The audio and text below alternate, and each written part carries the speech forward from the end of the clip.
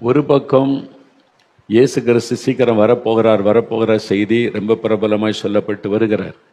இன்னொரு பக்கத்தில் எழுப்புதல் பல தேசங்களை உண்டாக்கி பரவி கொண்டிருக்கிறது என்ற செய்தி சொல்லப்படுகிறார். இன்னொரு பக்கத்தில் ஆண்டோடைய வருகைக்கான அடையாளங்கள், அதில் யுத்தங்களின் செய்திகள், அப்புறம் இந்த மாதிரிலாம் நம்ம கேள்விப்பட்டு கொண்டே வருகிறோம்ல. இப்போ இவ்வளோ சொல்கிறாங்க. அப்போ இயேசு கிறிஸ்து ஏன் சீக்கிரம் வரமாட்டேங்கிறாரு? ரொம்ப காலமாக சொல்லிக்கிட்டே இருக்காங்களே, ஏன் அவர் தாமதிக்கிறார்? அதை குறித்து தான் இன்றைக்கு நம்ம தியானிக்க போகிறோம். ஏன் ஆண்டவர் தாமதிக்கிறார்? ஏன் வருகை தாமதிக்கிறாரு?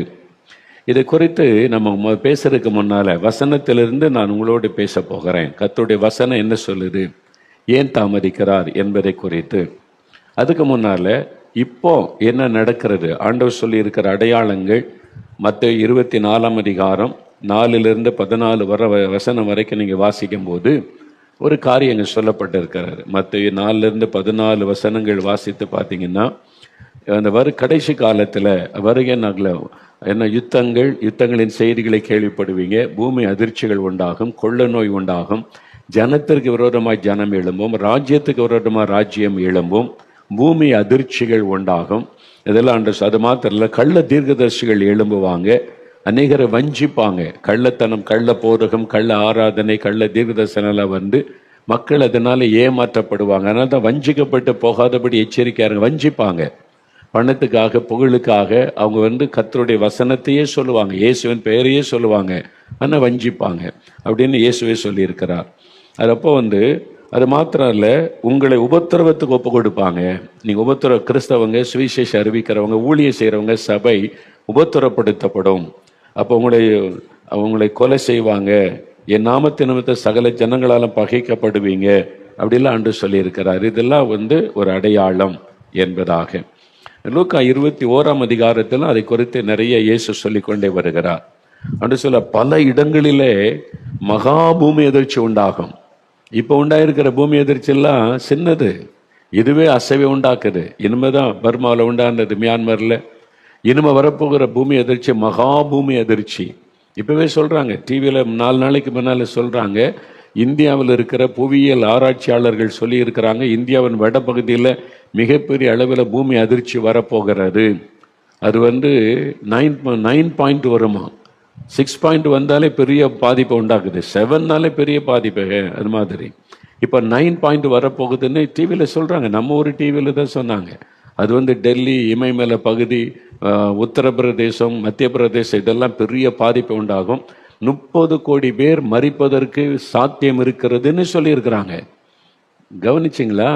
டிவியில் நிறைய செல்ஃபோனில் விளையாடிக்கிட்டு இருக்கீங்கல்ல, விளையாடுறீங்க. பூமி அதிர்ச்சி குலுங்கி பூமி மரட்டு, அப்போ தெரியும் நீங்கள் செல்ஃபோனில் விளையாடுறதெல்லாம். கொஞ்சம் கவனம் செலுத்துங்க, நாட்டில் என்ன நடக்குது, என்ன அறிவிப்பு கொடுக்குறாங்க என்பதெல்லாம். அப்போ ஆண்டவர் சொன்ன வார்த்தை இன்னைக்கு தீவிரம். மகா பூமி அதிர்ச்சி இனிமேதான் வரப்போகிறது. பல தேசங்களில் வரும் பாருங்க, யாருக்குமே உதவி செய்ய முடியாது. இதெல்லாம் இனி நடக்க போகிறது, பயங்கரமான விளைவுகளை உண்டாக்கும். இப்பவே யுத்தங்கள் பாருங்க, தீவிரமாக ஒன்னொன்னா செய்தி வர ஆரம்பிச்சிட்டு இல்லை. இப்போ இந்திய ராணுவம் ஆயத்தமாக இருக்குது, பாகிஸ்தான் ராணுவம் ஆயத்தமாக இருக்குது, எல்லையில் குவிக்க ஆரம்பிச்சிட்டாங்க. இவங்ககிட்டையும் அணு ஆயுதம் இருக்குது, அவங்ககிட்டையும் அணு ஆயுதம் இருக்குது. அவங்க நம்ம நாட்டிலையும் ஏவுகணை இருக்குது, அவங்ககிட்டையும் ஏவுகணை இருக்குது. தானே எவ்வளோ பெரிய அழிவை உண்டாக்கும். யோசித்து பாருங்க, எவ்வளோ ரத்தம் சிந்தப்படும், எத்தனை மக்கள் சாவாங்க, பொருளாதார பாதிப்பு வரும். அதெல்லாம் நடக்கும். யுத்தங்களினால் உண்டாகுது. பார்க்குறோம்ல, ரஷ்யா உக்ரைன் யுத்தத்தில் எத்தனை பேர் மறித்து, எத்தனை இராணுவ வீரர்கள் இறந்துட்டாங்க, அப்பாவி மக்கள் இறந்துட்டாங்க. காசாவில் பார்க்குறோம்ல. அப்போ இதெல்லாம் பார்க்குறோம்ல, இந்தியாவில் யுத்தம் அதுதானே நடக்கும். அப்போ இதுதான் இன்னைக்கு உள்ள சூழ்நிலை. இயேசு சொன்னதெல்லாம் வேகமாக நடக்கிறாரு. இப்போ அப்போ இதெல்லாம் நடக்குதுல்ல, அப்போ இயேசு வந்துட வேண்டியது தானே. வந்துட்டா டக்குன்னு போயிடலாம் ஐயா, அந்த உத்தரவெல்லாம் இல்லாமல். நான் சில சமயம் அப்படி தான் நினைப்பேன். நாட்டில் நடக்கிற பார்த்துட்டு சீக்கிரம் வந்துருங்க ஆண்டவரே அப்படின்னு தான் நினைப்பேன், சீக்கிரம் வாங்க அப்படின்னு சொல்லி. ஆனால் ஏன் அவர் தாமதிக்கிறார், அதுதான் இன்னைக்கு பார்க்க போகிறோம். அதுக்கு முன்னால் வேதத்தில் சொல்லப்பட்ட இயேசு கிறிஸ்து சொன்ன அடையாளங்கள் தீவிரமாய் நிறைவேறுகிறாரு. சமீபத்தில் நடந்த சில காரியங்கள் தான் உங்களுக்கு காண்பிக்கப்பட்டிருக்கிறாரு. இன்னும் வருகிற நாட்களில் இனி தீவிரமாய் நடக்கும், பயங்கரமாக. அதாவது மகா பூமி அதிர்ச்சிகள் பல இடத்தில் உண்டாகுன்னு சொன்ன வார்த்தை இனிமேதான் நிறைவேற போகிறாரு. அப்போ பெரிய அளவில் பூமி எதிர்ச்சி உண்டாக போகிறது, பெரிய அழிவு காத்திருக்கிறாரு. இதை மனதிலே கொள்ள வேண்டும். நாம் இப்போ நடந்து கொண்டிருக்க ஒவ்வொரு சம்பவங்களையும் உன்னிப்பாக கவனித்து இயேசுடைய வருகை சமீபம், உலகத்தின் முடிவு சமீபம் என்கிற உணர்வோட அந்த சிந்தையோட வாழுவதற்கு நம்ம அர்ப்பணிக்க வேண்டியது அவசியம். அதில் இன்னொரு முக்கியமான அடையாளம் இயேசு சொன்னார். லூக்கா 21 அதிகாரத்தை பார்க்கும்போது 12ஆம் வசனத்தில், என் நாமத்தை நிமித்தம் அவர்கள் உங்களை பிடித்து ஜெப ஆலயங்களுக்கும் சிறைச்சாலைகளுக்கும் ஒப்பு கொடுத்து ராஜாக்கள் முன்பாகவும் அதிபதிகள் முன்பாகவும் உங்களை இழுத்து துன்பப்படுத்துவார்கள். என் நாமத்தை நிமித்தம் எல்லாராலும் பகைக்கப்படுவீங்க, நீங்க துன்பப்படுத்தப்படுவீங்கன்னு தேவ பிள்ளைகள் சபைகள் ஊழியங்களுக்கு சொல்லி இருக்கிறார். இதெல்லாம் ஏன் நாம பார்க்கணும்னா, வேத வசனம் நம் கண் முன்னால தீவிரமாய் நிறைவேறி கொண்டிருக்கிறது. இதெல்லாம் புதிதில்லை, இயேசு சொன்னதுதான். உங்களை கொடுமைப்படுத்துவாங்க, சிறையில் போடுவாங்க, நீதிமன்றத்தில் நிறுத்துவாங்க, பொய்யான குற்றச்சாட்டுலாம் சொல்லப்படும். அதுதான் இன்றைக்கு நடக்கிறாரு. இதெல்லாம் ஆண்டவர் மிக சமீபத்தில் வந்துவிட்டார் என்பதை நமக்கு ஞாபகப்படுத்தி கொண்டிருக்கிறாரு. மணிப்பூரில் என்ன நடந்தது? 300க்கு அதிகமான ஆலயத்தை இடித்து தரமட்டமாக்கி எல்லாமாக்கிட்டாங்க. அங்கேயும் அரசாங்கம் இருக்குல்ல, நம்ம இந்தியாவில் தானே இருக்கிறோம். அதுக்கு என்ன பதில் கிடைச்சிருக்கிறது? யோசித்து பாருங்க. 350 சர்ச்சை காணவில்லை, இடிச்சு பண்ணிட்டாங்க.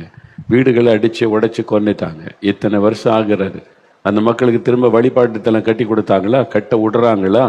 அநீதியான காரியம் நம்ம நாட்டில், நம்ம நாட்டு மக்களுக்கே இழைக்கப்படுகிறது கண்முன்னால் பார்க்குறோம்ல. இப்போ ஈஸ்டர் அன்னைக்கு குஜராத்தில் சர்ச்சுக்குள்ளே போய் தாக்கி இருக்கிறாங்க. ஆராதனை சர்ச்சுக்குள்ள ஆராதனை பண்ணுறது கூட பொறுத்து கொள்ள முடியாதபடி தாக்குதல் நடத்தப்படுகிறது. நிறைய பேர் கைது செய்யப்பட்டு பொய்யான குற்றச்சாட்டு கட்டாய மரமாற்றாங்கன்னு உடனே அவங்கள போய் என்ன பண்ணிடுறாங்கன்னா விசாரணை கைதுன்னு ஜெயிலில் போட்டுறாங்க. அப்போ அது கேஸ் விசாரித்த பிறகு பொய் அப்படின்னு இவங்க கேஸ் கொடுக்குறவன காணாமல் போயிடுறான். பொய்யான கேஸ் தானே கொடுக்குறான், கோர்ட்டில் நிரூபிக்க முடியறதில்லை. அதனால் 8 மாதம் விசாரணை முடிவு வரைக்கும் ஜெயிலில் இருந்துட்டு வர்றாங்க அங்கே இருக்கிற ஊழியர்கள். இது எங்கள் இந்தியாவில் நடக்குது, அங்கே உத்தரப்பிரதேசத்தில் நடக்குது, மத்திய பிரதேசத்தில் நடக்குது. அப்போ இதெல்லாம் பார்க்குறோம்ல. அப்போ பொய்யான குற்றச்சாட்டு தான் சொல்கிறாங்க. எப்படியாவது இவங்களை பயமுறுத்தி முடக்கணும் அப்படின்னு நினைக்கிறாங்க. அது ஒரு பக்கம். ஆனால் இதெல்லாம் நடக்கும். இதெல்லாம் எதிர்பார்த்து தான் ஊழியம் செய்யணும் என்று ஆண்டவர் சொல்லி. ஏன்னா இயேசு கிறிஸ்துடைய அப்போஸ்தலர்கள் 12 பேருமே இரத்த சாட்சியாக தான் மரிச்சாங்க. எல்லாருமே இரத்த சாட்சியாக இயேசுக்காக இரத்த சிந்தி மரிச்சாங்க. தோமா இந்தியாவுக்கு வந்தார், அவரும் இரத்த சாட்சியாகத்தான் மரித்தார். அதனால இதெல்லாம் வேதத்தில் சொல்லப்பட்ட சத்தியங்கள். சரி, இப்போ நம்ம கண் முன்னால ஆண்டவர் சொன்ன அடையாளங்கள் தீவிரமாய் நிறைவேறும் போது ஏன் அவருடைய வருகை தாமதிக்கிறது? ஆண்டவர் என்ன சொல்லுகிறார்? வேதத்தை புரட்டுங்க. 2 பேதுரு 3ஆம் அதிகாரம் 9வது வசனம் வாசிங்க. இந்த வாசிக்கிற நீங்க கவனிங்க. 2 பேதுரு 3வது அதிகாரம் 9வது வசனம் பாருங்க. ஆண்டவர் ஏன் தாமதிக்கிறாரு? இதெல்லாம் நடந்தாலும் வருகை தாமதிக்க என்ன காரணம்? அதை கவனிங்க, வசனத்தை கவனிங்க. 2 பேதுரு 3:9, 324வது பக்கம் எடுத்துட்டீங்களா? நான் வாசிக்கிறேன் பாருங்க. தாமதிக்கிறார் என்று சிலர் எண்ணுகிறபடி கர்த்தர் தமது வாக்குத்தத்தத்தை குறித்து தாமதமாயிராமல் ஒருவரும் கெட்டு போகாமல் எல்லாரும் மனம் திரும்ப வேண்டும் என்று விரும்பி நம்மேல் நீடிய பொறுமை உள்ளவராயிருக்கிறார். ஏன் ஆண்டவர் இயேசு தாமதிக்கிறாராம்? வாக்குத்தத்தத்தை குறித்து தாமதமா இருக்கல, அவருக்கு தெரியும் அவர் வரப்போகிறார். ஏன் தாமதிக்கிறார்? ஒருவரும் கெட்டு போகாமல் எல்லாரும் மனம் திரும்ப வேண்டும் என்று விரும்பி. அப்ப ஆண்டவருடைய விருப்பம் என்ன? இந்தியாவில் இருக்கிற 146 கோடி மக்களும் மனம் திரும்பி ரட்சிக்கப்படணும். எல்லா மக்களும் மனம் திரும்பி ரட்சிக்கப்படணும். அதான் இயேசுடைய விருப்பம், அவருடைய இருதயத்தின் விருப்பம். அதனால அவர் நீடிய பொறுமையோட இன்னும் ரட்சிக்கப்படட்டும், செய்தி சொல்லப்படட்டும், அவங்க ரட்சிக்கப்படட்டும் ஆண்டவர் விரும்பி காத்திருக்கிறாராம். ஏன் அப்படி ஆண்டவர் விரும்புகிறார்? எல்லாரும் மனம் திரும்பட்டும் அப்படின்னு விரும்ப காரணம் என்ன? அதுக்காக பொறுமையோடு தாமதிக்க என்ன காரணம் அப்படின்னு சொன்னா முக்கியமான ஒரு காரணம் இருக்கு. ஏன்னு சொன்னா இயேசு வந்துட்டா அப்புறம் நியாயத்தீர்ப்பில் என்ன நடக்கும் என்று சொன்னால், ரட்சிக்கப்படாதவர்கள், இயேசுவை ஏற்றுக்கொள்ளாதவர்கள் நரகத்தில் தள்ளப்படுவாங்க. இதுதான் சத்திய வேதத்தில் சொல்லப்பட்டிருக்கிற சத்தியம், இதுதான் உண்மையும் கூட. அப்போ ரட்சிக்கப்படும் போது என்ன நடக்கிறது? ஜீவ புஸ்தகத்தில் பெயர் எழுதப்படும். பரலோகத்திலே ஒரு புஸ்தகம் இருக்க, பேர் ஜீவ புஸ்தகம். அந்த புஸ்தகத்தில் இயேசுவை ஏற்றுக்கொண்டு ரட்சிக்கப்பட்டவங்க பெயர் தான் எழுதப்படும். சர்ச்சுக்கு காணிக்கை கொடுத்து சர்ச்சில் பேர் சேர்த்துட்டா அந்த பேர் பரலோகத்தில் எழுதப்படாது. மனம் திரும்பி ரட்சிக்கப்பட்டு இயேசுவின் ரத்தத்தினால் கழுவப்பட்ட அனுபவம் உள்ளவங்க பேர் மட்டும்தான் எழுதப்படும். கிறிஸ்தவ பேர் வைக்கிறவங்க அந்த பேரெல்லாம் பரலோகத்தில் எழுதப்படாது. சர்ச்சுக்கு வந்துட்டேன், காணி கொடுக்குற மாதம் தசமாகும், அதை வச்சுலாம் எழுதப்பட மாட்டாது. பணத்தை வச்சுலாம் பரலோகத்துக்கு போக முடியாது, காணிக்கை கொடுத்துலாம் பரலோகத்துக்கு போக முடியாது. அது நம்ம ஊழியத்துக்காக செய்யணும், அது அடுத்தது. ஆனால் அதை வச்சுலாம் பரலோகத்துக்கு போக முடியாது. ஜீவ புஸ்தகத்தில் பெயர் எழுதப்படணும். பாருங்கள், வெளிப்படுத்தின விசேஷம் 20ஆம் அதிகாரம் 15ஆம் வசனத்தில், ஜீவ புஸ்தகத்தில் எழுதப்பட்டவனாக காணப்படாதவன் எவனோ அவன் அக்கினி கடலிலே தள்ளப்பட்டான். இதுதான் நரகம். மரணத்துக்கு பிறகு என்னன்னு சிலர் கேள்வி கேட்பாங்கல்ல, ரெண்டு, ஒன்று மோட்சம் அல்லது நரகம். மோட்சம் ஆண்டவர் இருக்கிற இடம், தெய்வ தூதல் இருக்கிறாங்க. அதை பற்றி இன்னொரு நாளில் தெளிவாக நம்ம பார்க்கலாம். இன்றைக்கி நரகத்தை பற்றி தான் நம்ம அறிந்து கொள்ளணும். அப்போ தான் ஏன் ஆண்டவர் வருகை தாமதிக்குதுன்னு அறிந்து கொள்ள முடியும். இப்போ ஜீவ புஸ்தகத்தில் பெயர் எழுதப்படலைன்னா அவங்க அக்கினி கடலிலே தள்ளப்பட்ட அக்கினி கடல். நல்லா அறிந்து கொள்ளுங்க, நரகம் என்பது அக்கினி கடல். இப்போ கடலை பார்க்குறீங்களா, கடலில் போனால் என்ன அலை அலையாக ஒரு தண்ணீர். அதனால் நீங்கள் கொஞ்சம் தண்ணியில் இறங்கி விளையாட முடியும். அப்போ கூட சுனாமினி வந்த உடனே எவ்வளோ பெரிய அழிவு, கடல்னானே ஒரு பயம் உண்டாகிட்டல. இது நெருப்பாக இருந்தால் எப்படி இருக்கும்? கண்ணு கட்டின தூரம் தண்ணி, அதில் படகுலாம் ஒரு கப்பல் போகுது. நெருப்பாக இருந்ததுன்னா எப்படி இருக்கும்னு நினைக்கிறீங்க? கால் வைக்க முடியுமா? கப்பல் போக முடியுமா? போட்டு போக முடியுமா? ஒன்று செய்யணும். அக்கினி கடல், அதான் நரகம். இந்த அக்கினி கடல் சும்மா சின்ன இடம் கிடையாது. அக்கினி கடல், பெரிய கடலை அது மாதிரி கடல். அப்போ அந்த கடலில் யார் பங்கடைவாங்க? நரகம் என்கிற அக்கினி கடலில். வெளிப்படுத்தின விசேஷம் 21ஆம் அதிகாரம் 8ஆம் வசனத்தில் நீங்கள் பாருங்கள். வெளிப்படுத்தல் 21:8 பாருங்க. பயப்படுகிறவர்களும் அபிசுவாசிகளும் அருவருப்பானவர்களும் கொலை பாதகரும் விபச்சாரக்காரரும் சூனியக்காரரும் விக்கிரக ஆராதனைக்காரரும் பொய்யர் அனைவரும் இரண்டாம் மரணமாகிய அக்னியும் கந்தகமும் எரிகிற கடலிலே பங்கடைவார்கள். அப்ப நரகம் என்பது வெறும் அக்னி கிடையாது, அக்னியும் கந்தகமும் எரிகிற கடல். அக்னியும் கந்தகமும் யோசித்து பாருங்க. இது ஏதோ ஒரு ஞாபகப்படுத்துதில்ல, தெரியுதா உங்களுக்கு? சோதங்கொமோரா பட்டணம் அழிக்கப்படும் போது அக்னியும் கந்தகமும் கொட்டப்பட்டது. கந்தகமும் சேர்த்து நெருப்பையும் கந்தகத்தில் போட்டு பாருங்க, அப்படியே கொதிக்கும். பார்த்துருக்கீங்களா? நெருப்பில் கந்தகத்தை போட்டு பாருங்க, அப்படியே கொதிக்கும், அவ்வளோதான். அப்போ நரகம் என்பது நெருப்பும் கந்தகமும் இணைந்திருக்கிற ஒரு கடல், அக்கினி கடல். இந்த வசனம் சொல்லுது, அக்கினியும் கந்தகமும் எரிகிற கடல். எரிஞ்சுக்கிட்டே இருக்கும், அப்படியே தண்ணி கொதிக்கிற மாதிரி நெருப்பு கொதிச்சுக்கிட்டே இருக்கும் அப்படியே.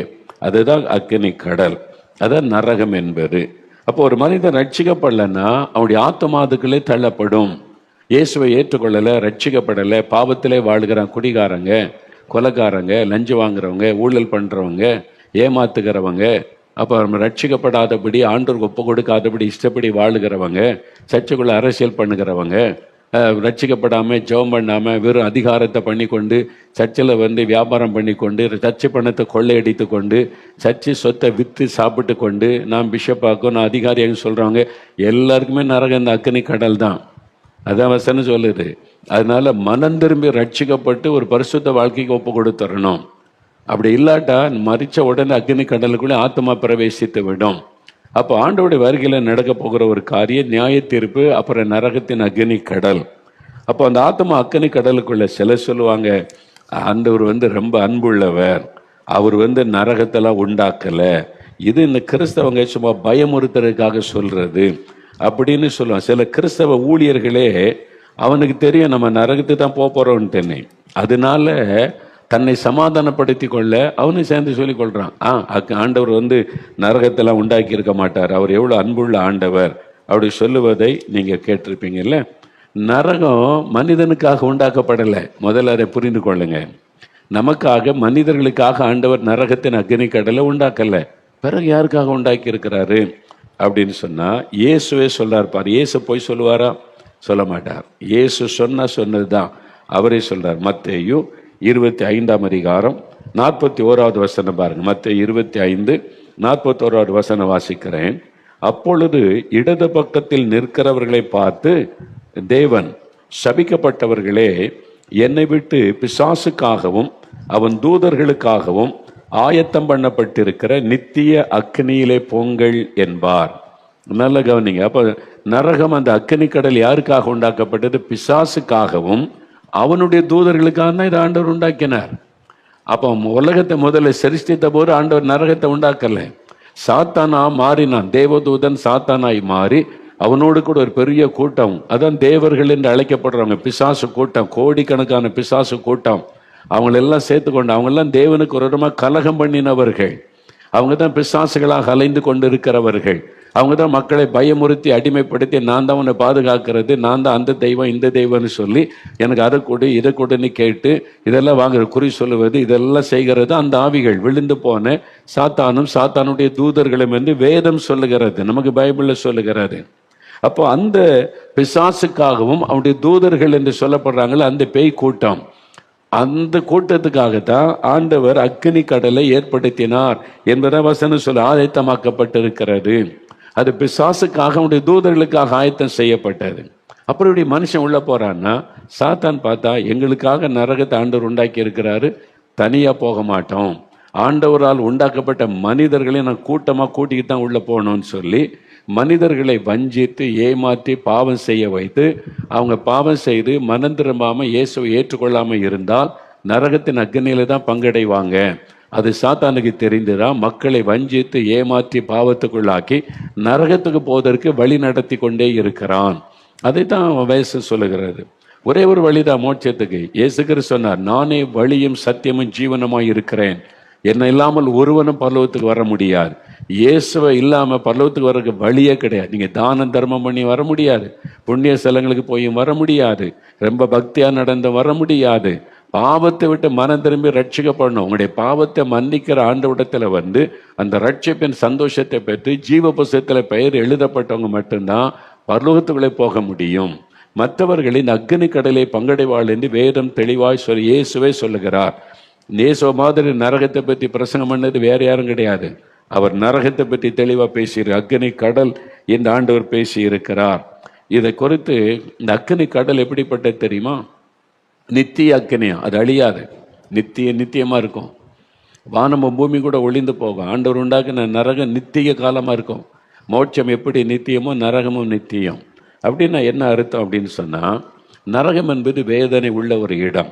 லூக்கா 16:23 ஒரு ஐஸ்வர்யவான், இயேசு சொல்றார், ஐஸ்வர்யவான் மரித்து அவன் நரகத்துக்கு கொண்டு போகப்பட அக்கினி கடலிலே பங்கடைகிறான், வேதனைப்படுகிறான். நரகத்திலே அவன் வேதனைப்படுகிறான். லூக்கா 16:23 வாசிக்கும் போது இயேசு தான் அதை சொல்லுகிறார்.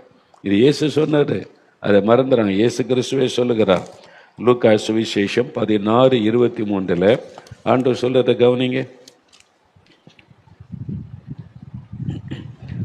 பாதாளத்திலே அவன் வேதனைப்படுகிற போது, பாருங்க, பாதாளத்தில் அந்த நரகத்தின் வேதனையில வேதனைப்படும், அது வேதனை உள்ள ஒரு இடம். பாருங்க 24, அப்பொழுது அவன், தகப்பனாகி ஆபிரகாமே, நீர் எனக்கு இறங்கி லாசருவின் விரலின் நுனியை தண்ணீரில் தோய்த்து என் நாவை குளிர பண்ணும்படி அவனை அனுப்ப வேண்டும், இந்த அக்கினி ஜுவாலையிலே வேதனைப்படுகிறேனே என்றான். பாருங்க, பாதாளத்தில், அது பாதாளம் என்று அழைக்கப்படுகிறது அக்னி. அக்னி ஜுவாலையில் நான் வேதனைப்படுகிறேன், எனக்கு நாக்கெல்லாம் வறண்டு போகுது தாகம். அவன் ஒரு டம்ளர் தண்ணி கேட்கல, ஒரு நுனியில விரல்ல ஒரு சொட்டு தண்ணியை கொண்டு வந்து நாக்க நினைச்சா போதும், அந்த அளவுக்கு தாகம். பார்த்தீங்களா, நரகம் எவ்வளவு வேதனை உள்ள ஒரு இடம். அது வேதனை உள்ள இடம். அந்த வேதனை மாறாது, மரணம் வராது. நீங்க அறிந்து கொள்ளுங்க. ஒரு நெருப்புல ஒரு மனிதனை போட்டோன்னு வைங்களேன், வீட்டில் திடீர்னு தீ பிடிச்சிட்டு, ஒரு ஆள் மேலே தீ பிடிச்சா ஒரு 5 நிமிஷம் 10 நிமிஷம் நெருப்பு எரிஞ்சு ஐயோ அம்மான்னு வாங்க, அவரை இறந்துருவாங்க, அவரது வேதனை போயிடும். நரகத்தின் அக்கினி அப்படி கிடையாது. நரகத்தின் அக்கினியில் போட்ட உடனே 5 நிமிஷத்தில் கருகி செத்துருவான், கிடையாது. அங்கே மரணம் கிடையாது. அங்கே புழு சாகாதுன்னு பைபிளில் இருக்கு. இயேசுவே சொல்ல, புழு சாகாது. அங்கே புழுக்கள் இருக்கும், சாகாது, நெருப்புக்குள்ளேயே அதை நீந்தி கொண்டு இருக்கும். அப்போ அங்கே போடப்படுகிற ஆத்மாவுக்கு மரணம் கிடையாது, ஆனால் வேதனை இருக்கும், தாகம் இருக்கும், புழுக்கள் நெளியும். அதுதான் நரகம் என்பது. நரக வேதனைன்றாங்களே, பயங்கரம். இயேசுவே சொல்றாரு, பைபிள் இருக்குது. கிறிஸ்தவங்க நிறைய பேர் அதை உணர்வதே இல்லை, நரகத்தை பற்றி சிந்திப்பதே இல்லை. என்னென்ன, அது நித்திய நரகம். அதில் என்னென்ன, அக்கினியும் கந்தகம் எரிகிற கடல். ஆனால் அதுக்குள்ள ஒரு ஆத்மா போயிட்டுன்னு இவங்க பாவம் செய்துட்ட, ஜீவபுஸ்தகத்தில் பேர் இல்லை, நீ நரகத்துக்கு தான் அப்படின்னு போட்டுட்டா, ஒருவேளை அந்த பாவத்துக்கு என்ன தண்டனை 5 வருஷம் 10 வருஷம் கழிச்சு வர முடியுமா? வர முடியாது. நித்தியமான ஒரு அழிவு, நித்தியமான நரகம். அதனால 100 வருஷம் ஆனாலும் அந்த நரகத்துல வேதனைப்பட்டு கதறிக்கொண்டு அழுகையும் பற்கடிப்பும். இயேசு சொல்றாரு, அங்க என்ன இருக்குமா? அழுகையும் பற்கடி. அழுவாங்க, கதறுவாங்க, பல்ல கட்டிப்பாங்க, நெருப்பு சுட்டரிக்கும், தாகம் எடுக்கும், தண்ணி கிடைக்காது, நான் வரடும், தண்ணி இருக்காது, வேதனை இருக்கும், மரணம் இருக்காது. அதான் கொண்டுகிறோம், மரணமே இருக்காதங்க. அப்ப மரணம் இருக்காதுன்னா 100 வருஷம் ஆனாலும் வேதனைப்பட்டுக்கிட்டே இருப்பாங்க, 1000 வருஷம் ஆனாலும் அந்த வேதனைப்பட்டுக்கிட்டே இருப்பாங்க அந்த நரகத்தின் அக்கனிக்குள்ள. 1,00,000 வருஷம் ஆனாலும் அந்த நரகத்துக்குள்ள வேதனைப்பட்டு கதறி கதறி கதறி அழுது கொண்டு கூக்குரலிட்டு கொண்டு இருப்பாங்களே தவிர அதுக்கு முடிவே வராது. அதுதான் நித்திய நரகம்னு வேதம் சொல்லுகிற நரகத்தின் வேதனை. அப்போ ஒரு ஆத்மா ரட்சிக்கப்படாம அந்த ஆத்மாவுடைய பேர் ஜீவபுஸ்தகத்தை எழுதப்படாவிட்டால் நரகத்தின் அக்னிக்குள்ள போயிடும். அந்த ஆத்மா நரகத்தின் அக்னிக்குள்ள போயிட்டா திருப்பி வர முடியாது. செத்து போன ஆளுக்கெல்லாம் ஜெபம் பண்ணி பரலோகத்துக்கு கொண்டு போக முடியாது. ஏமாந்து போகாதங்க. ஒரு நாள் மரணம் சந்திக்கும் போது அங்க சொன்னாங்களே இங்க சொன்னாங்களே ஏமாந்து போவீங்க. வசனத்தை ஒழுங்க வாசிங்க. இயேசு என்ன சொன்னார்னு கவனிங்க. ஒரே தரம் மரிப்பது பின்பு நியாயத்தீர்ப்பு, அவ்வளவுதான். மரிச்ச பிறகு ஒரு ஆளை நீங்க எத்தனை ஜெபம் பண்ணி தலைகிழன்னு ஜெபிச்சாலும் நரகத்திலிருந்து வெளியே கொண்டு வர முடியாது, மோட்சத்துக்கு கொண்டு போக முடியாது. மரிக்கிறதுக்கு முன்னால மனம் திரும்பி ரட்சிக்கப்படணும். No other way. தயவு செய்து ஏமாந்து போகாதங்க. இந்த கடைசி காலத்துல கர்த்தர் எச்சரிப்பாய் சொல்லுகிற விஷயம், ஜாக்கிரதையா மனம் திரும்பாட்டா அவ்வளவுதான் உங்களுடைய நித்திய வாழ்வு. இன்னைக்கு தெரியாது, கண்ணை மூடின அடுத்த நிமிஷம் நரகத்தின் அக்னி, அவ்வளவுதான். அதுக்கு பிறகு நீங்க என்ன கதறியும், ஐயோ பிரசங்கெல்லாம் பண்ணாங்களே, சொன்னாங்களே, அவங்க சொன்னாங்களே, இவங்க சொன்னாங்களே, ஒன்றும் பண்ண முடியாது. இப்பவே ஜாக்கிரதையா மனம் திரும்பணும். ஏன்னா இப்ப இயேசு சொன்ன அடையாளம் நடக்குது இல்ல, கண் முன்னால உங்களுக்கு காமிச்சோல்ல. இப்ப இயேசு என்ன சொன்னார் அதெல்லாம் கண் முன்னால நடக்குது இல்ல. அப்ப அவர் சொல்லி இருக்கிறது காரியம் நிச்சயம் தானே. தயவு செய்து சீக்கிரம் இது யோசிங்க. அப்போ 1,00,000 வருஷம் ஆனாலும் அந்த ஆத்மா நரகத்துக்குள்ள வேதனைப்பட்டுக்கிட்டே இருக்கும், கதறிக்கொண்டே இருக்கும், அழுகையும் பற்கடிப்பும் வேதனை மிரிந்து கொண்டே இருக்கும். மரணம் சம்பவிக்கவே சம்பவிக்காது. அதுதான் கொடூரம். அதே சமயத்தில் மோட்சத்துக்கு போறவங்களுக்கு மரணம் இல்லை, நித்திய காலமாய் ஆண்டவரோட மகிழ்ச்சியா வாழ்ந்திருப்பாங்க. அது குறித்து இன்னொரு நாள் நம்ம பார்க்கலாம். இன்றைக்கு இயேசு ஏன் வர தாமதிக்கிறார்? ஏன் ஒருவர் எல்லாரும் மனம் திரும்பி ரட்சிக்கப்படணும்னு ஆண்டவர் விரும்புகிறதற்கு காரணம் என்ன? அதுதான் இது. என்ன, ஒரு ஆத்மா ரட்சிக்கப்படாட்டா நரகத்துக்குள்ள போயிட்டா அவங்க தப்ப முடியாது. அதனால அவங்க ரட்சிக்கப்படணும், அவங்க மனம் திரும்பட்டோன்னே ஆண்டவர் காத்திருக்கிறார், தாமதிக்கிறார், மனம் திரும்ப வாய்ப்பு கொடுக்கிறார், ரட்சிக்க அவர் வாய்ப்பு கொடுக்கிறார், ரட்சிக்கப்பட வாய்ப்பு கொடுக்கிறார். அதனால்தான் அவர் தாமதிக்கிறார். அறிந்து கொள்ளுங்க. ஐயோ இந்த ஜனங்க சுவிசேஷம் சொன்னா ரட்சிக்கப்பட்டுருவாங்களே, இவங்க இன்னும் ரட்சிக்கப்பட்ட நல்லா இருக்குமே, நரகத்தில் போயிடக்கூடாதே, ஆண்டவர் அதுக்கு தான் தாமதித்து கொண்டு இருக்கிறார். அப்போ நாம என்ன செய்யணும்? அப்போ ஆண்டவருடைய விருப்பம், அதுக்கு என்ன செய்யணும்? ஆண்டவர் 2 காரியம் ஆண்டவர் எதிர்பார்க்கிறார்.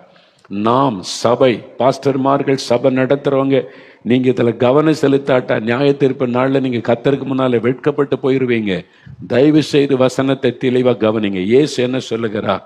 ஆவியானவர் என்ன எழுதி வைத்திருக்கிறார்? 1 தீமோத்தேயு 2 அதிகாரத்துல 4வது வசனம் பாருங்க. 1 தீமோத்தேயு 2 அதிகாரம் 4ஆம் வசனத்துல, எல்லாரும் ரட்சிக்கப்படவும் சத்தியத்தை அறிகிற அறிவை அடையவும் தேவன் சித்தமுள்ளவராயிருக்கிறார்.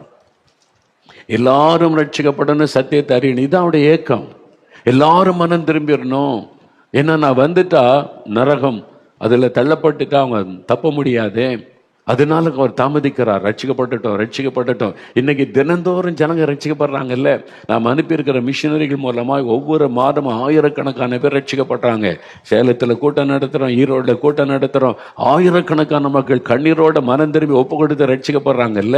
அதனால தான் ஆண்டவர் தாமதிக்கிறார். இன்னும் கொஞ்சம் பேர் ரட்சிக்கப்பட்டோம், இன்னும் மக்கள் ரட்சிக்கப்படட்டும். அவர் ஆத்திரமெல்லாம் ஜனங்கள் ரட்சிக்கப்படணும்னு. நீங்க சபை நடத்துகிற இடத்துல, கிராமத்தில், பட்டணத்தில் எத்தனை குடிகாரங்க, துன்மார்க்கர்கள், அவங்கெல்லாம் ரட்சிக்கப்படணுமே. ரட்சிக்க பண்ணி ஆத்திரம் இருக்குது அவங்களுக்கு, அந்த பாரம் இருக்குது அவங்களுக்கு. அவன் தான் உண்மையான ஊழியக்காரன். இயேசுடைய விருப்பம், அவருடைய ஏக்கம். ஏன் அந்த பாரம் அவருக்கு? அவங்க அழிஞ்சுதான் நரகத்துக்குள்ள போயிடுவாங்களே, அவங்க ரட்சிக்கப்படணுமே, எல்லாரும் மனம் திரும்பணுமே. 1 தீமோத்தேயு 2:4, எல்லாரும் ரட்சிக்கப்படவும் சத்தியத்தை அறிகிற அறிவை அடைவும் தேவன் சித்தமுள்ளவர். அதாவுடைய விருப்பம். அப்ப எல்லாரும் ரட்சிக்கப்படணும்னு கர்த்தர் விரும்புகிறார். யாருமே நரகத்துக்கு ஒரு ஆத்மா நரகத்தில் போவதை ஆண்டவர் விரும்பவில்லை. இப்போ உங்கள் தெருவில் இருக்கிறாங்க, உங்களை அன்பாக பார்க்குறாங்க, எவ்வளோ பக்தியாக இருக்கிறாங்க, தோத்தர சொல்கிறாங்க, பலகாரெல்லாம் வீட்டுக்கு கொடுத்து விட்றாங்க, அவங்க ரட்சிக்கப்படல, எங்கே போவாங்க? உங்களுக்கு சம்மதமா? உங்கள் சர்ச் இருக்கிற தெருவில் இருக்கிறாங்க, உங்களை பார்த்து பாஸ்டர்னு கும்பிடுறாங்க, வணக்கம் செலுத்துற மரியாதை கொடுக்குறாங்க, உங்களை நேசிக்கிறாங்க, உங்களுக்கு ஒரு பலகாரம் கூட செஞ்சு கொடுக்குறாங்க, அவங்க இன்னும் இயேசுவை ஏற்றுக்கொள்ள ரட்சிக்கப்படலை. ஏன்னா நீங்கள் சொல்லலை அவங்களுக்கு இயேசுவை பற்றி. இப்போ அவங்க நரகத்துக்கு போகிறது உங்களுக்கு சம்மதமா? இப்போ இயேசு வந்துட்டு அவங்க நரகத்தில் தானே வேதனைப்படுவாங்க. அப்போ என்ன சொல்லுவாங்க? இந்த பாஸ்டர் எங்கள் பக்கத்தில் தான் சபை நடத்தினார், பக்கத்தில் தான் இருந்தார், அவர் மட்டும் ஜெபம் பண்ணி கொண்டு இருந்தார், பாட்டு பாடி கொண்டு இருந்தார், எங்களுக்கு இயேசு பற்றி சொல்லலையே, எங்களுக்கு சொல்லியிருந்தா நாங்களும் ரட்சிக்கப்பட்டிருப்பேன். அப்போ நரகத்துக்கு வர காரணமே இந்த ஊழியக்காரன் தான் சொல்லுவாங்கல்ல, உங்களையும் என்னையும் குற்றப்படுத்துவாங்கல்ல. யோசிங்க, அவங்க அதானே சொல்லுவாங்க. அதனால தான் ஆண்டவர் சொல்லுகிறார். சென்னையில் ஒரு சகோதரர் நல்ல ஆவிக்குரிய சபைக்கு ரட்சிக்கப்பட்டவர், அபிஷேகம் பெற்றவர், அந்நிய பாஷை பேசுவார், நல்ல சபைக்கு போகிறவர். அவர் ஒரு ஆஃபீஸில், கவர்மெண்ட் ஆஃபீஸில் வேலை செய்கிறார். அங்கே ஒரு பிராமண சகோதரர் இருந்தார். ரெண்டு பேரும் ரொம்ப ஃப்ரெண்ட்ஸு. என்ன பக்கத்து சீட்டில் வேலை செய்கிறார், ரொம்ப காலமாக ஃப்ரெண்ட்ஸு. ஒன்றா உட்காந்து சாப்பிடுவாங்க, ஈவினிங் ஆனால் ஒன்றா போய் டீ குடிப்பாங்க, காஃபி குடிப்பாங்க. அவங்க வீட்டில் ஒரு விசேஷனா இவங்களை கூடுவார், இவங்க வீட்டில் விசேஷனா வருவார். ரொம்ப ஃப்ரெண்டு, பல வருஷமாக ஒன்றா வேலை செய்கிறாங்க. அவர் பிராமண சகோதரர். அவங்களாம் ரொம்ப பக்தியாக இருப்பாங்க, ஆச்சாரமாக இருப்பாங்க, ரொம்ப மாதிரி பாவத்துக்கெல்லாம் இடம் கொடுக்காம நல்லா வாழணும்னு நினைக்கிறவங்க அந்த மக்கள். அந்த மாதிரி ஒரு சகோதரர். ஒரு நாள் இந்த கிறிஸ்தவ நண்பர் ஒரு நாள் ஒரு தரிசனம் கண்டார். தரிசனம் என்னன்னு சொன்னால், இது அவரே சொன்னது ஒரு மீட்டிங்கில் சென்னையில், நான் கேட்டது நேரில். அவர் ஒரு தரிசனம் கண்டார். என்னன்னா, அந்த பிராமண சகோதரர் அவர் மரிச்சிட்டார், அப்படி ஆத்மா எடுத்துக்கொள்ளப்படுகிறாரு. அவர் போய் மோட்சத்தின் வாசலில் போய் நிற்கிறார். அங்கே ஜீவ புஸ்தகத்தில் பெயர் இருக்கான்னு பார்த்து தான் உள்ள அனுப்பிக்கிட்டே இருக்கிறாங்க. தேவதூதர்கள் எல்லாத்தையும் ஒழுங்குபடுத்துகிறாங்க. இவர் போய் நிற்கிறார். அப்புறம் தன் பேரை சொல்கிறார். அவங்க தேடி பார்த்துட்டு, உங்கள் பேர் இங்கே இல்லை, நீங்கள் மோட்சத்துக்குள்ளே போக முடியாது, நீங்கள் அக்னி கடல் நரகத்துக்குள்ளே தான் போகணும் அப்படின்னு சொல்லி. இவர் சொல்கிறார், நான் கடவுள் நம்பிக்கை உள்ளவங்க, நான் ரொம்ப தெய்வ பக்தியோடு தினமும் தெய்வத்தை தொழுது கொண்டு வந்தேனே, கடவுள் நம்பிக்கை, நான் கடவுள் இல்லைன்னு சொல்கிறாள் இல்லை, கடவுள் நம்பிக்கை இருக்கிறதுனால மோட்சத்துக்குள்ளே போய்விட முடியாது. இல்லைங்க, நான் வேலையிலலாம் உண்மையாக இருந்தேன், கவர்மெண்ட்டில் வேலை செஞ்சேன், நான் லஞ்சமே வாங்கினதில்லை, நான் நேர்மையாக நடந்தேனே, நேர்மையாக நடக்கிறதுனால ஒரு ஆள் பரலோகத்துக்கு போக முடியாது. இல்லைங்க, நான் பரிசுத்தமாக எவ்வளோ வாழ பிரயாசப்பட்டேன், பீடி சிகரெட் கூட பிடிச்சது இல்லைங்க, நான் ரொம்ப ஒழுக்கமாக நடந்தேன், ஒழுக்கமாக நடந்தவன், ஒழுக்கக்கேடானதெல்லாம் செய்யலை. நீங்கள் ஒழுக்கமாக இருந்ததுனால பரலோகத்துக்கு போயிட முடியாது தேவதூதன் சொல்கிறான். இவர் சொல்றதுக்கெல்லாம் அதனால பரலோகத்துக்கு போக முடியாது, அதனால மோட்சத்தில் போக முடியாது, உங்களுக்கு நரகம்தான் சொல்லுகிறான். இவர் ஒன்னா சொல்லி பார்க்குறாரு, கேட்கல. அப்போ அவர் கேட்டார் கோபத்தோட, சரி அப்போ யார் தான் பரலோகத்துக்கு போவா, பரலோகத்துக்கு போறதுக்கு என்னதான் செய்யணும் அப்படின்னு சொன்ன ஒன்னே ஒண்ணுதான், இயேசு கிறிஸ்துவை உள்ளத்தில் ஏற்றுக்கொண்டிருக்கணும், அவர் மூலமா பாவ மன்னிப்பை பெற்றிருக்கணும். அவர் ஒருவர் தான் மோட்சத்துக்கு வழி.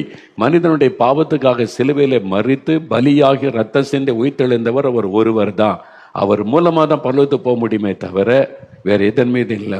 என்ன நீங்க அனுபவத்தை சொல்லலாம், பக்தியா இருக்கலாம், சன்மார்க்கமா இருக்கலாம், நீங்க நீதியா இருக்கலாம், ஒழுக்கமா இருக்கலாம், அதெல்லாம் வச்சு பரலோகத்துக்கு போக முடியாது. இயேசுவை உள்ளத்துல ஏற்றுக்கொண்டிருக்கணும் ரட்சகராக, அதான் ஒரே வழி.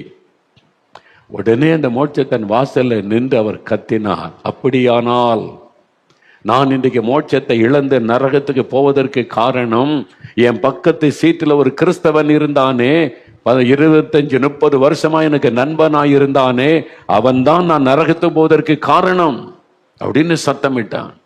அவன் எனக்கு சொல்லலையே, இத என் கூட உட்காந்து சாப்பிட்டான், காப்பி குடிச்சான், எல்லாம் பண்ணான், இயேசுதான் வழின்னு சொல்லலையே. அவன் சொல்லியிருந்தான், நான் ஏற்றுக்கொண்டிருப்பேனே. அப்ப நான் நரகத்துக்கு போக காரணம் அந்த கிறிஸ்தவன் தான் அப்படின்னு சத்தமிட்ட உடனே இவர் முழிச்சிட்டார். தரிசனம் முடிஞ்சிட்டா, சொப்பனை எழும்பினார். எழும்பி படுக்கையில உட்கார்ந்து யோசித்தாரு. அப்ப ஆண்டவர் பேசினார், நீ உன் ஃப்ரெண்டு கிட்ட என்னென்னவோ கதெல்லாம் பேசின, அவன் எவ்வளோ பெரிய நண்பன், உன் மேலே எவ்வளோ ஒரு அன்பு வச்சிருக்கிறான், உன் வீட்டுக்கெல்லாம் வர்றான், உனக்கு பலகாரெல்லாம் கொடுக்குறான், எவ்வளோ அன்பானவன். ஆனால் அவனுக்கு இயேசுவை பற்றி சொன்னியா, நீ ரட்சிப்பை பற்றி சொன்னியா நீ? அப்போ அவன் நரகத்துக்கு போக காரணம் நீ தான்.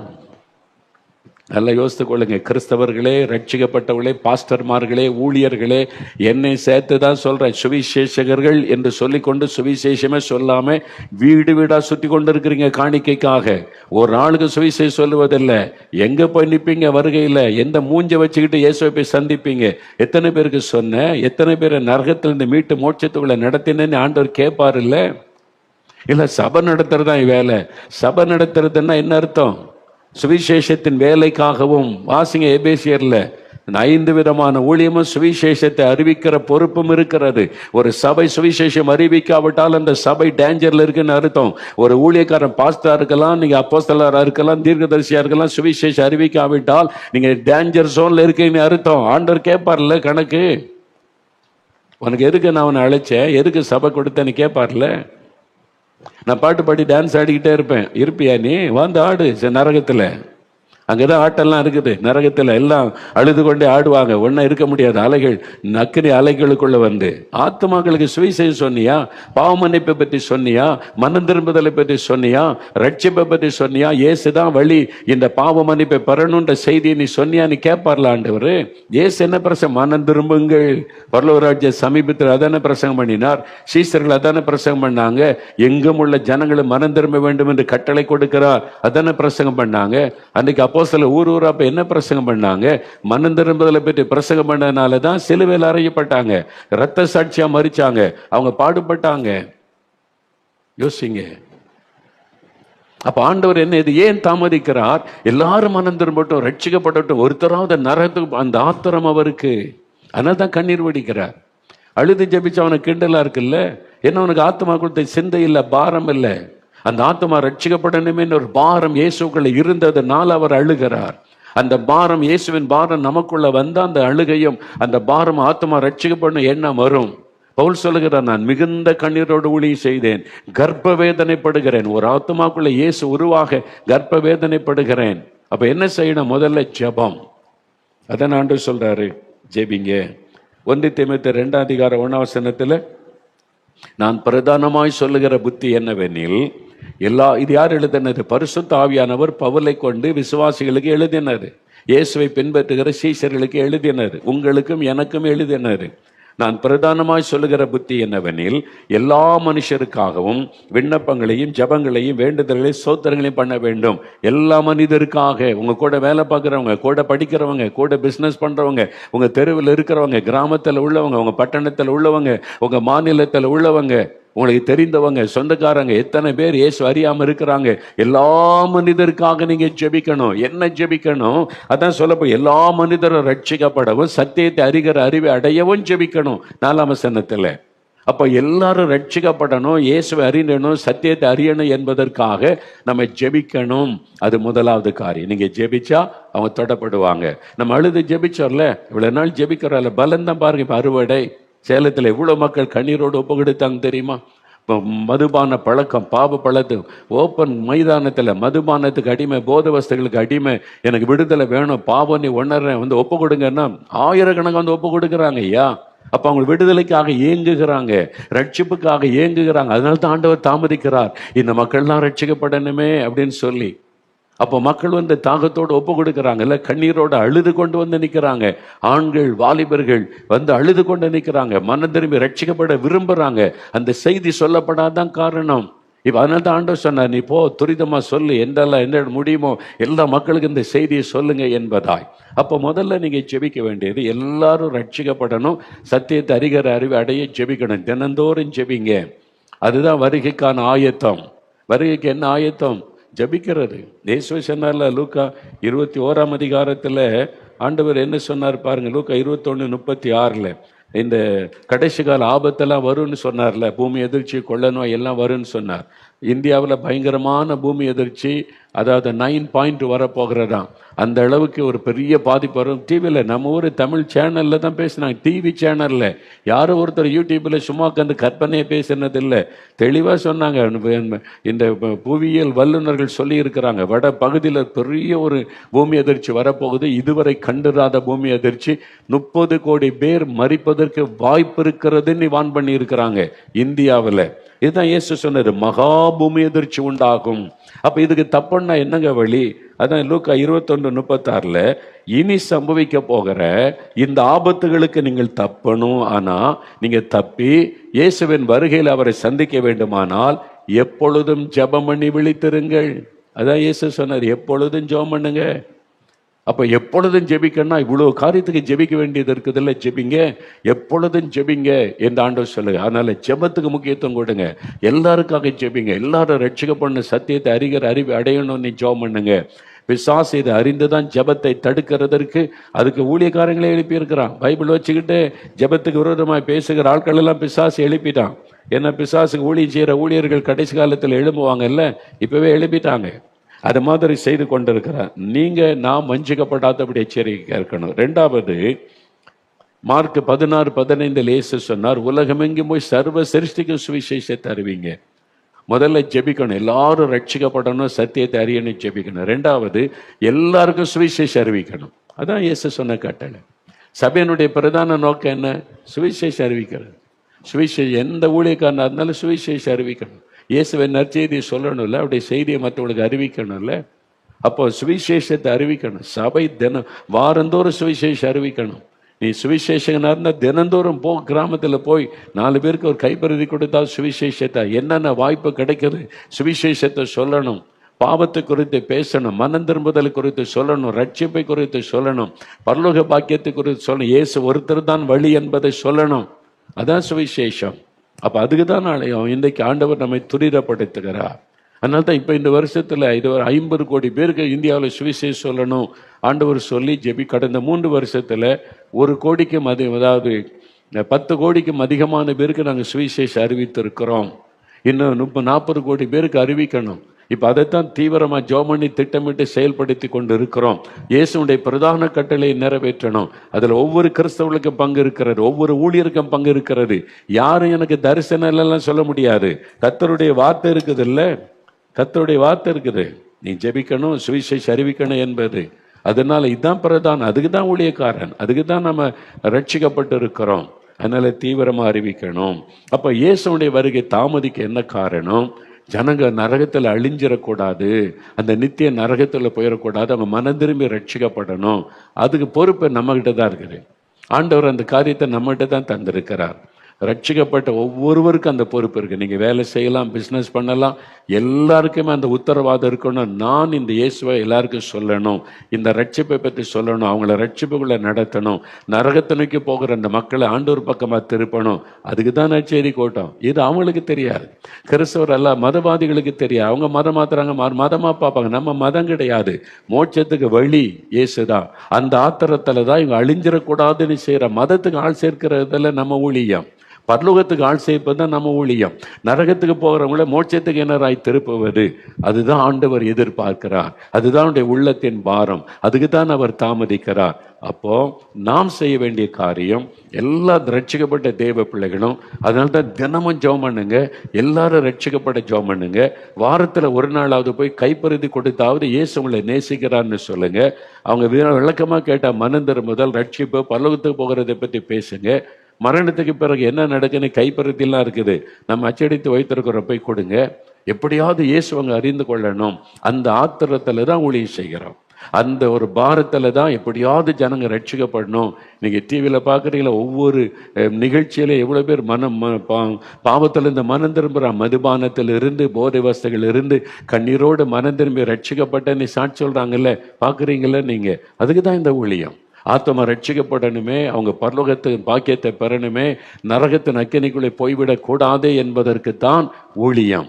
அதுக்கு தான் இதை செய்து கொண்டு இருக்கிறோம். அதனால அது ஒவ்வொருவர் மேல விழுந்த கடமை.